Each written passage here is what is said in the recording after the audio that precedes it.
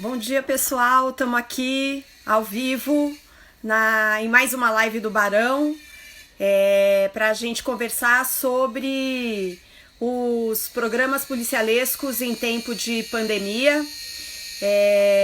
A gente vai fazer essa live junto com a Cris Castro. Estamos aguardando aí a chegada dela para conversar sobre o papel desses programas na disseminação aí do ódio, da intolerância, nas violações de direitos humanos. Estamos aguardando aqui a Cristina para iniciar aqui a nossa live. Só um minutinho que Cristina já vai entrar aqui.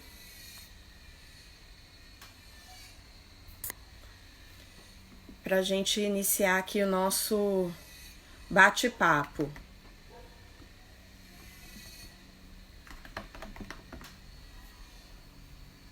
Bom dia, gente que está entrando aí.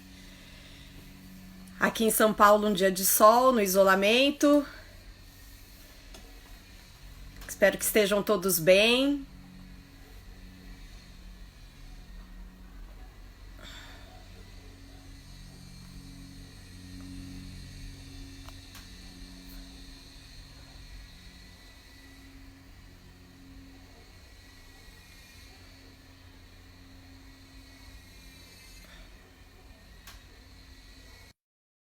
Chegando. Eita.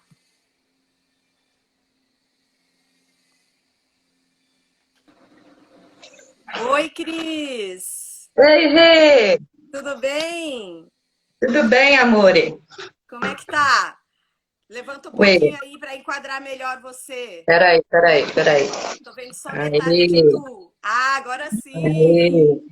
E aí, Como como é que estão vai? as coisas aí nas Minas Gerais? Hoje tá um pouquinho mais frio, aí também, né? Hoje tá sol aqui. Tem feito acho que foi, hoje é sexta, já tô perdida, né? Hoje, na quarta fez bastante frio.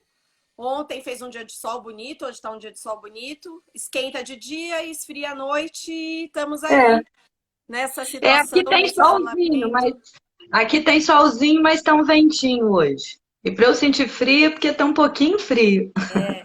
Bom dia, Moisés. Bom dia, Pedro. Tem uma galera chegando aí para Muito bom. gente trocar uma ideia. Quem não conhece, bom, vou apresentar a Cristina Castro. Ela é professora, ela é da Confederação Nacional dos Trabalhadores em Estabelecimento de Ensino, a CONTE, é do Fórum Nacional pela Democratização da Comunicação, junto comigo, e está integrante do Conselho Nacional de Direitos Humanos, né?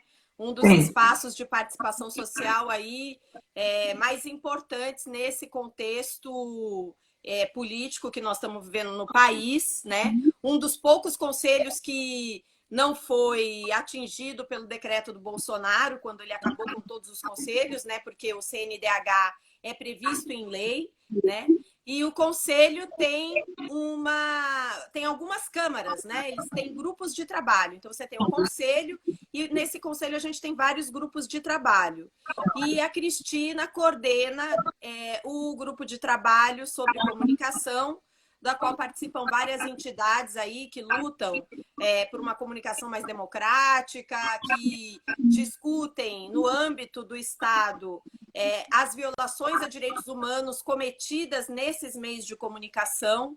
E por isso que a gente convidou a Cris para esse bate-papo hoje, porque o tema da nossa conversa é estimulado, digamos assim, pela mais recente violação, né, flagrante de direitos humanos cometida pelo Marcão do Povo, né, que é um apresentador do SBT, né, de um desses programas policialescos, que são os programas que em vários estados da federação acompanham o debate do crime, a violência nas ruas, que estimula uma linha editorial de que quem defende direitos humanos está defendendo o bandido, está defendendo o crime. São programas que dão uma certa sustentação, né, para o discurso de que é preciso reduzir a maioridade penal, de que precisa prender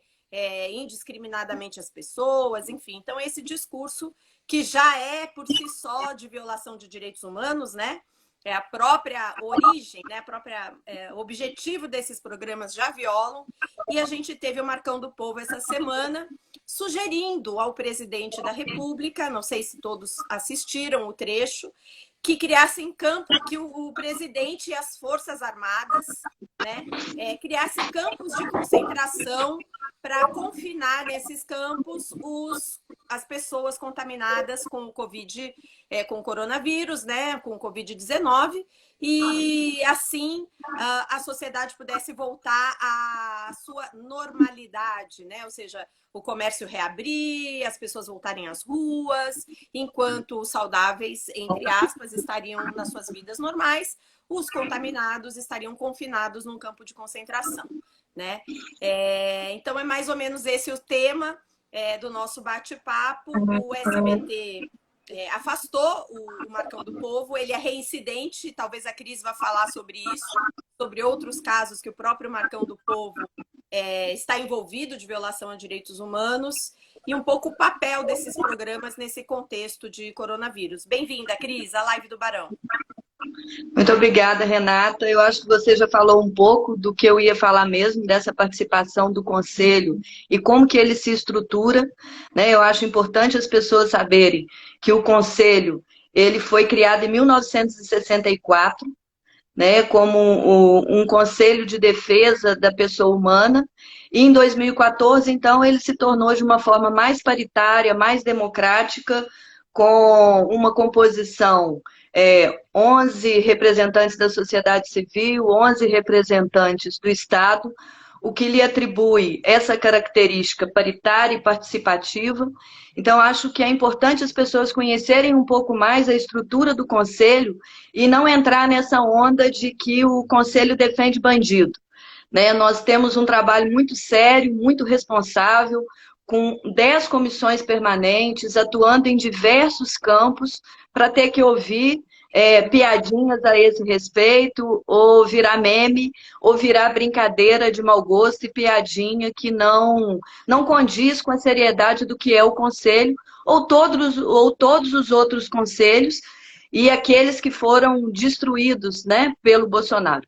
Então, assim, aqui o nosso respeito a todos os conselhos e a nossa luta para que a representação da sociedade de fato aconteça. Então, acho que era isso. Você já fez uma abordagem bacana de como trabalha o Conselho, mas acho que era importante também registrar, né, esse aspecto mesmo de valorização da atuação popular. É uma forma do povo se fazer representar através dos diversos segmentos sociais. Então, é isso. Olha, Renata, quando a gente escuta e o que a gente tem ouvido, e principalmente em quarentena, porque eu tenho uma característica que me descobri, me reencontrei, é de pedalar. Às vezes eu monto numa bicicleta e saio louca, porque são tantas as aberrações que a gente escuta no dia a dia, que você precisa extravasar.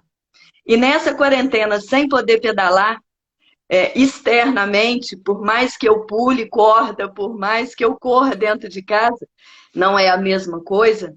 Ouvir de um apresentador que tem, ou que um pretenso apresentador jornalístico, de que é necessário fazer um campo de concentração e de uma forma extremamente irônica, né? É claro que o apelo que ele fez foi diretamente ao presidente, porque ele se identifica com isso. Então teria que ser a ele mesmo, não seria a outra pessoa que ele falaria para se fazer um campo de concentração.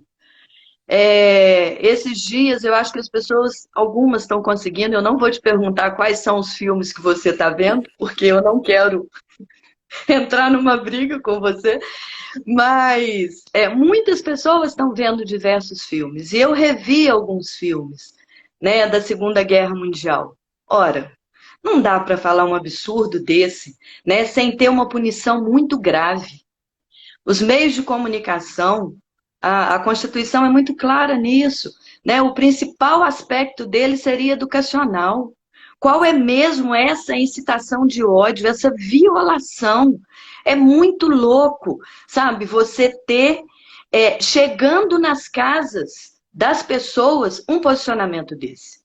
Então, acho que ele, que já é reincidente, como você fala, porque são diversos os crimes, né? Que vai desde a incitação à própria família, colocar um membro contra o outro, né? Nós temos diversos exemplos de pessoas que foram linchadas na comunidade porque o retrato falado parecia com o que foi colocado na televisão e o jornalista foi na casa daquela pessoa porque alguém denunciou que era ela.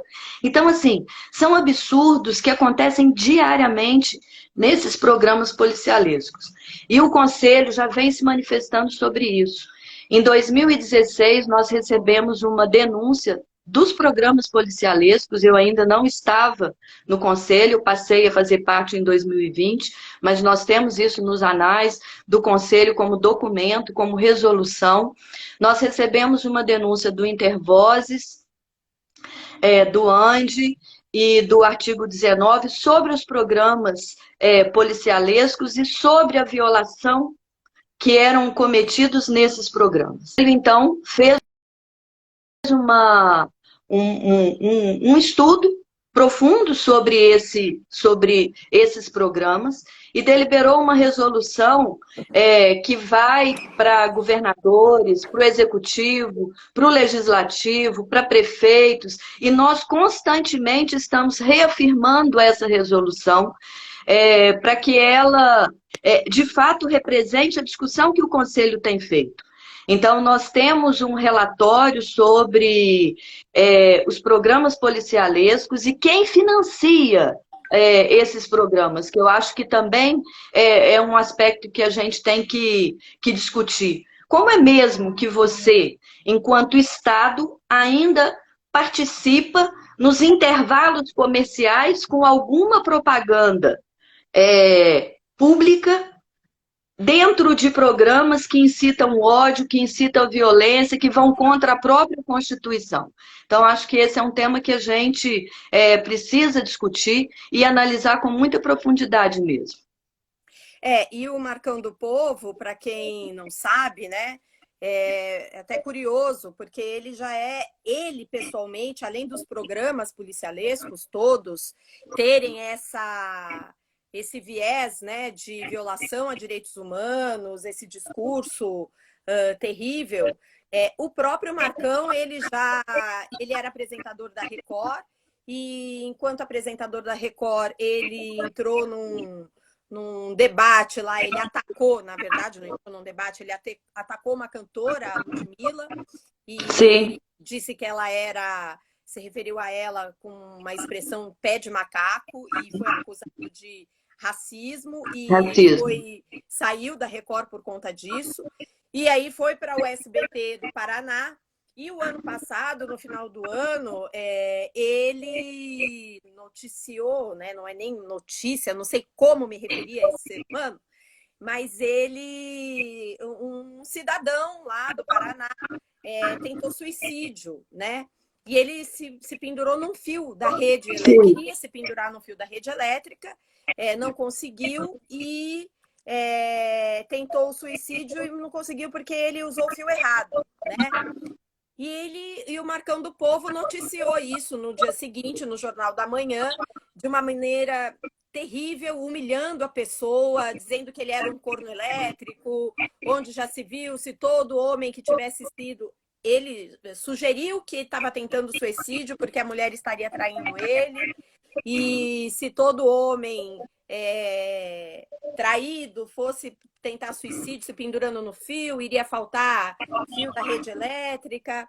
E o que aconteceu é que esse cidadão que não conseguiu cometer o suicídio na noite anterior, foi para casa, ao ver o programa do Marcão do Povo, foi encontrado morto no final da manhã, né? Então, essa pessoa que se diz jornalista e que está numa emissora de televisão, numa TV aberta, que é uma concessão pública, né? As pessoas precisam entender que há regras, né? A concessão pública, ela tem uma lei que a orienta, né? Apesar de ser uma lei anacrônica de 1962, mas você tem a Constituição de 88, que a Cris se referiu, que define que a programação tem que ser prioritariamente jornalística, educativa, né? Ele cometeu um crime, né? E não foi afastado do SBT, né? E os seus advogados dizem que foi só uma brincadeirinha que violou o direito de uma pessoa e que levou essa pessoa ao suicídio, uma pessoa que estava deprimida, que tinha problemas, né? E que foi exposta dessa maneira. Recentemente, um outro programa, também desses policialescos, anunciou a morte de uma menina ao vivo para a mãe dela. Ao vivo, né? E agora você tem mais uma vez esse mesmo Marcão do Povo, que já é reincidente, né? Sugerindo que os doentes fossem para um campo de concentração. Para além do absurdo que está colocado na expressão dele, né? A gente poderia aqui elencar, quer dizer, vários outros fatos, né? Primeiro, que não existe teste, o Brasil não tem teste suficiente para testar todas as pessoas supostamente infectadas para que elas pudessem serem isoladas, né? Vamos supor que se isso fosse possível, não é possível. Então, além de tudo, é falacioso, né? É uma tentativa de dar sustentação à ideia criminosa, né? Criminosa, genocida, que o presidente tem tentado espalhar, de que é o seguinte, olha, quem tem menos de 40 anos, volte à sua vida normal. Inclusive, ele foi no Datena, que é um programa policialesco, para dizer exatamente isso. Olha, gente, tá certo, não é só uma gripezinha, as pessoas realmente estão morrendo, principalmente os idosos, mas quem tem menos de 40 anos não tem problema. São poucos que vão morrer, então vamos voltar à vida normal. É uma coisa que tá ali, é a realidade, vamos enfrentar, né? Então, o que me linka, Cris, para te passar a palavra, aos programas religiosos, né? Que é outra aberração, né? Do nosso sistema de radiodifusão, né? Os programas religiosos, as emissoras religiosas e os programas religiosos têm, os pastores, principalmente, têm defendido que as pessoas voltem à normalidade, voltem a participar dos cultos e tem uma motivação para isso, que é econômica, né? Porque se as pessoas não vão para o culto, elas não dão dinheiro para a igreja. Então tem vídeo circulando aí como é que você faz para doar o dinheiro para a igreja sem ir para o culto, né? Vaquinhas online religiosas. Exatamente. Então você tem essa situação, né, de violação e que há várias ações, né, de integrantes do Ministério Público, de entidades da sociedade civil, do Conselho Nacional de Direitos Humanos, que tenta barrar. O que você acha que poderia ser feito, Cris, nesse caso? O SBT acabou afastando o Marcão do Povo e tem muita gente, até na minha... Eu escrevi isso no Facebook, algumas pessoas comentaram que ele só foi afastado porque a família Bravanel é de origem judaica, né? Verdade. E ele se referiu aos campos de concentração. Talvez se ele tivesse feito uma outra analogia, talvez se o crime dele tivesse sido a partir de uma outra perspectiva, ele tivesse continuado normalmente, como continuou depois do crime cometido contra o cidadão que se suicidou. Caberia alguma iniciativa ainda, Cris, um direito de resposta? Porque o SBT diz que não se responsabiliza, que isso é liberdade de expressão do apresentador. O que ele disse está amparado pela liberdade de expressão, Cristina? Não, não está. Eu acho que em nome da liberdade de expressão, as pessoas acham que podem tudo, né? E esse pode tudo cabe inclusive o discurso de ódio, que não está previsto em nenhuma legislação, muito pelo contrário, né? Nós não podemos violar direitos humanos em nome da liberdade de expressão. A liberdade de expressão não é a pessoa falar o que ela quer, do jeito que ela quer, quando ela quer e por que ela quer. Ela pode até falar, mas ela vai ser responsabilizada por isso. Então, assim, nós teremos uma reunião também online do Conselho, e esse tema certamente vai ser tratado, porque são violações que não é uma violação a uma pessoa, o que já é inadmissível, né? Mas ele não violou ele coloca isso num âmbito amplo. Quantas pessoas, quantas crianças, quantos adolescentes escutam essas barbaridades que são colocadas nos programas policialescos, né? Que vai de racismo, homofobia, machismo. Então, são conceitos que nós lutamos para que sejam superados e eles continuam sendo exercitados diariamente nesses tipos de programa. Esses programas, eles incitam o ódio e muito pelo contrário, eles cumprem um papel de desinformação, porque eles não são verdadeiros também. Essa suposição de que a pessoa teria tentado suicídio porque tinha levado um chifre da mulher, como ele colocou, isso é trabalhar com a inverdade. É trabalhar com a inverdade de um modo público. Então, nesse momento em que diversos programas estão cumprindo o papel de informar as pessoas de como proceder no caso do Covid, quais são as precauções que as pessoas devem tomar, entra um programa para poder, além de tratar de questões de forma mentirosa, porque você vai concentrar pessoas, e nem esse é o procedimento, muito pelo contrário, né? Você vai isolar, inclusive, aquele que está doente, porque você pode ter o vírus em vários... A pessoa pode ter o vírus e se manifestar de várias formas, alguns de uma forma mais agressiva, outros, e você concentra, então isso é um outro absurdo, além da comparação, né? Então, assim, são programas que tratam de inverdades, de desinformação, que descumprem o papel atribuído a uma concessão pública. E o Estado tem, sim, responsabilidade sobre o que é colocado. Então, acho que o próprio Estado tem que entrar quando esse tipo de programa viola a Constituição, senão quem o Estado, senão quem a própria Câmara dos Deputados, o Senado, devem defender a Constituição. Então, eu acho que o Conselho, além de todas essas ações que certamente vai fazer, de buscar legalmente não só o direito de resposta, porque nós sempre nos manifestamos naquele programa que tinha a Miss Mirim, que também foi do SBT, nós também pedimos uma resposta do SBT sobre aquele programa. Então, assim, nós do Conselho estamos sempre cobrando, mas o Estado tem que assumir o seu papel enquanto cedente do programa, né? Então, da emissora. Então, ele tem essa responsabilidade e tem que cumprir. Então, nós temos que cobrar enquanto Conselho, não só do SBT ou não só de qualquer outra emissora, mas do Estado, como nós temos feito.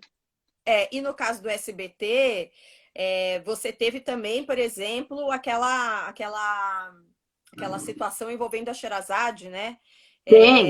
Que também no programa de jornalismo da emissora disse que, por ocasião de um rapaz que foi amarrado ao poste... Sim, né? ao poste.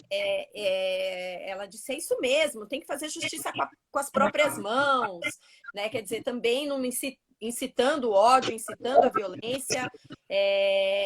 E acho que, para ir caminhando aqui também, já para o encerramento da nossa live, que eu acho que foi um bate-papo bem bacana, é tentar mostrar para a sociedade que as emissoras de rádio e televisão, que são concessões públicas, como a Cris já disse, eu disse aqui, elas passam por um processo, essas empresas, elas não são donas do canal que elas ocupam, né? Elas são concessionárias, né?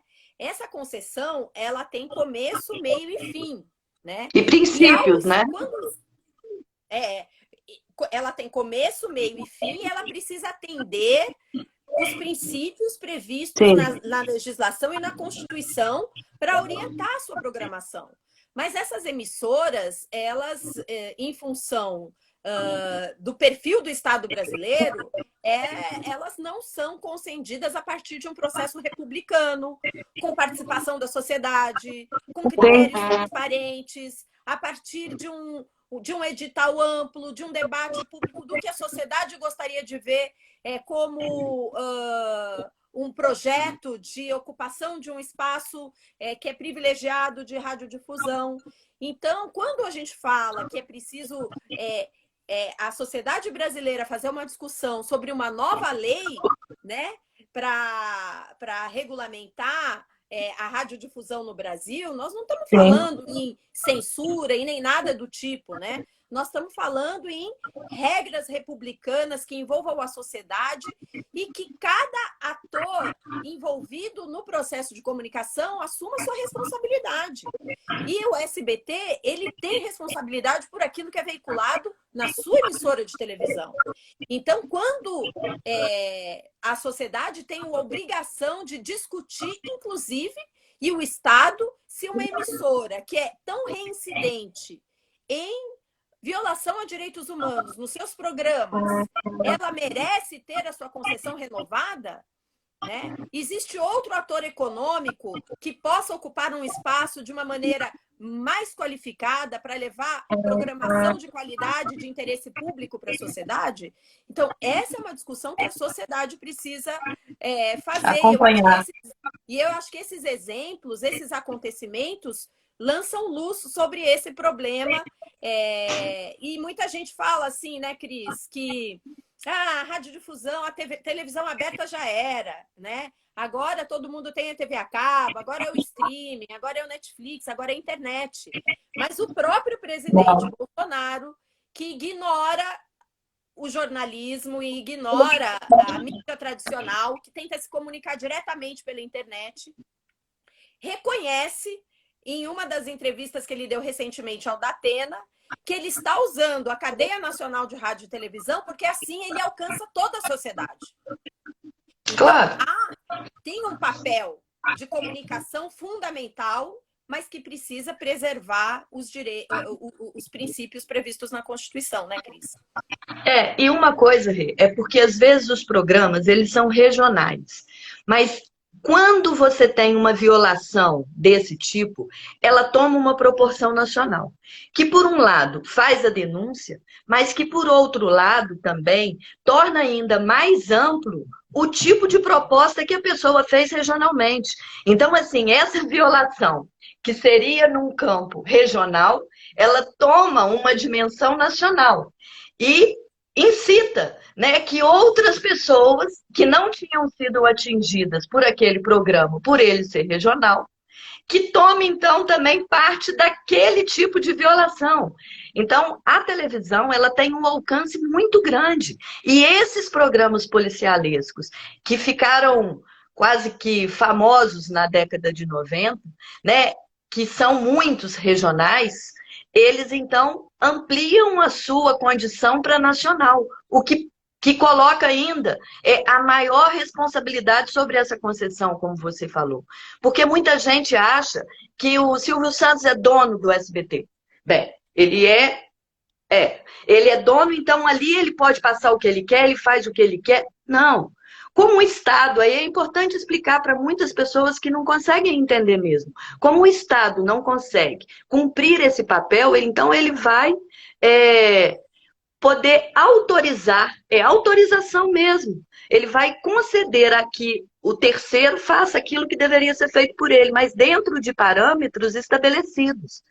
E nem esses parâmetros, que você mesmo já disse, que não contam com a participação da sociedade, mas ainda esses parâmetros, que nem por nós foi discutidos, não são seguidos por essas emissoras. Então é tão absurdo, mas tão absurdo, que cada pessoa que está nos assistindo e que possa reproduzir isso, é importante começar a observar mesmo quais são as violações que são acontecidas, porque tende a se naturalizar as violações. Isso que é o problema.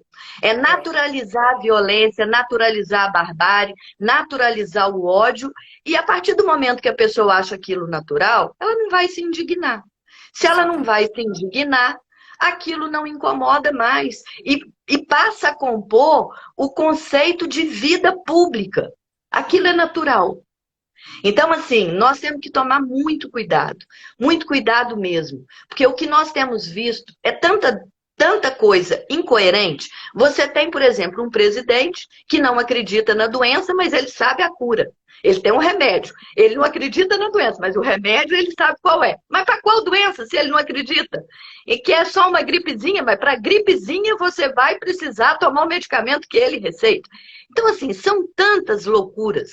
E que não são loucuras, porque elas são muito concatenadas, são muito dirigidas, elas têm uma perspectiva muito grande, né, a quem atinge, por que atinge, que nós temos que ficar muito ligados mesmo e contribuirmos dessa forma mais crítica, trazendo esses temas para as redes sociais. Porque se isso passa na televisão, aqui nas redes sociais nós podemos fazer não só o debate, mas dar opinião, se manifestar, porque nós não podemos assegurar que a televisão seja um espaço de desumanização, como esses programas policialescos são. Exatamente, Cris. Acho que você encerra aí nosso programa com um alerta que é assim, fundamental, né? Que nós não podemos naturalizar as violações, né? Como nós também não podemos naturalizar o discurso de ódio, nós não podemos naturalizar, nós estamos passando por um momento da sociedade onde o discurso, né, a retórica da violência tem sido naturalizada, inclusive por setores progressistas, né?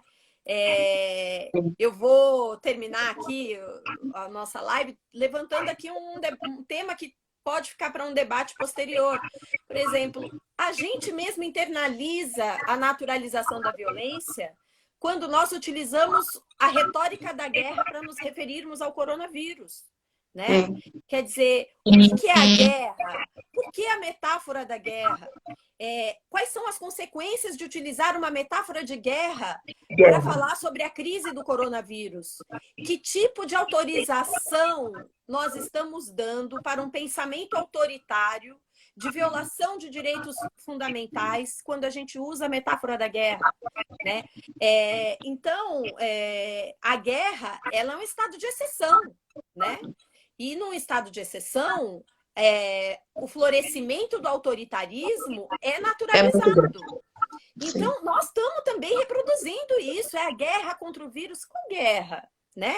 É o enfrentamento, tudo bem, é uma crise sanitária, mas a gente já está ouvindo aí, em nome da guerra contra o vírus, as pessoas falando em uso da força policial, em vigilantismo em massa para saber onde estão as pessoas, né?